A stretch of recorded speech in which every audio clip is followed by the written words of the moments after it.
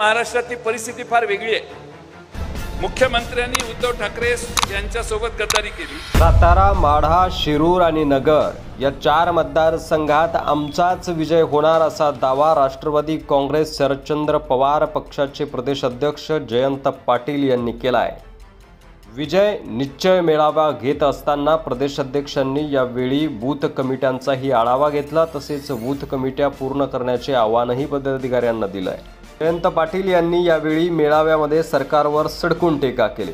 या सरकारच्या राज्यात महागाई, बेरोजगारी वाढलेली आहे, देशाची आर्थिक घडी विस्कटलेली आहे, तसेच गरीब जनता पिचली जात आहे अशी टीका जयंत पाटील यांनी केली आहे। आज राज्यात काही रामराज्य राहिलं नाही। आमदार पोलीस ठाण्यात गोळीबार करतो, एक आमदार मंत्र्याच्या पेकाटात लाथ घाला म्हणतो, मुख्यमंत्री आणि दोन्ही उपमुख्यमंत्री त्यावर काहीच बोलत नाही, हे फार गंभीर आहे। मंत्रिपदावर असणाऱ्या माणसाबद्दल असं बोललं जात असेल तर परिस्थिती काय आहे हे आपल्या लक्षात येईल, अशी चिंता त्यांनी व्यक्त केली। महाराष्ट्रात 2 पक्ष फोडले गेले। 2 मराठी माणसांनी प्रचंड मेहनत घेऊन हे पक्ष उभे केले होते। मराठी माणसाचे पक्ष फोडले गेले आणि सत्ता हस्तगत केली गेली।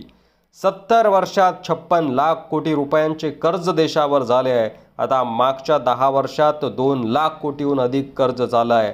तर आपला देश वाचवण्यासाठी ही निवडणूक आहे, याचे भान आपण ठेवले पाहिजे, असं देखील पाटील यावेळी म्हणाले। दरम्यान सातारा, माढा, शिरूर आणि नगर या 4 मतदारसंघात आपला विजय पक्का आहे, असं देखील यावेळी जयंत पाटील यांनी बोलून दाखवलं।